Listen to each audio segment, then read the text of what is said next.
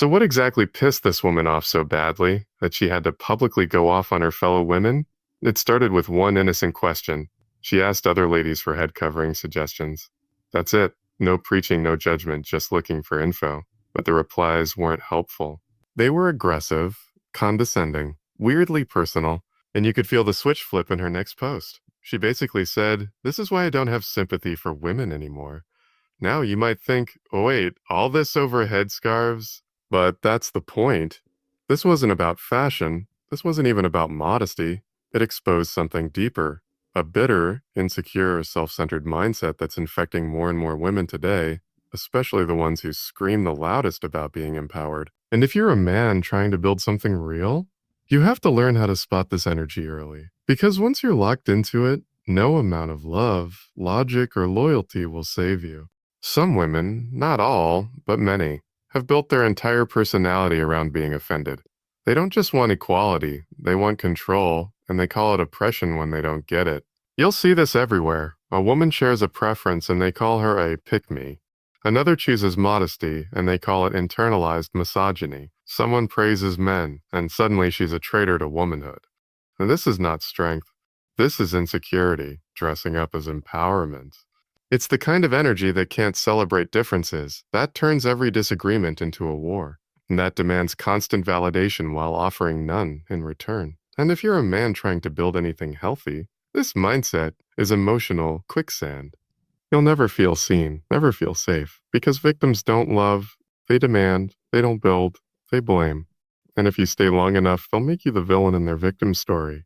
Now let's talk about the deeper layer. Why are some women so easily offended by another woman's head covering? Because deep down, they don't feel powerful. They just talk like they do. They'll scream, "I'm strong and free," but they can't emotionally handle someone else making a different choice. They'll say they're independent, but the second you disagree with them, they crumble or attack. Let's be real. True confidence doesn't flinch when others choose differently.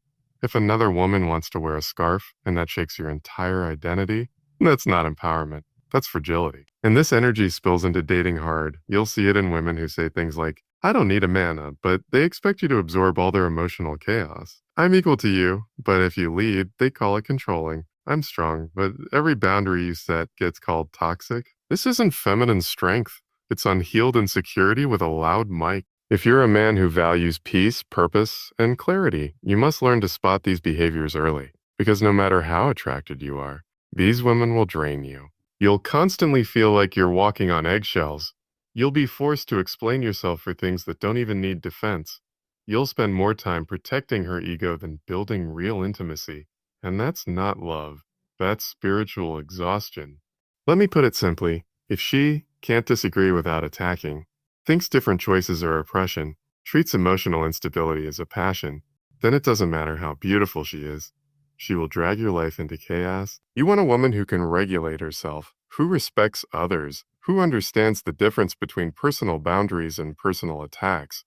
Because the woman you build with becomes the emotional weather in your life. If she's always angry at the world, she'll aim that anger at you. If she constantly feels victimized, she'll eventually make you the villain. If she needs control to feel powerful, she'll start resenting your leadership. So, be smart. Don't let attraction blind you to dysfunction. Real women don't need to perform their strength.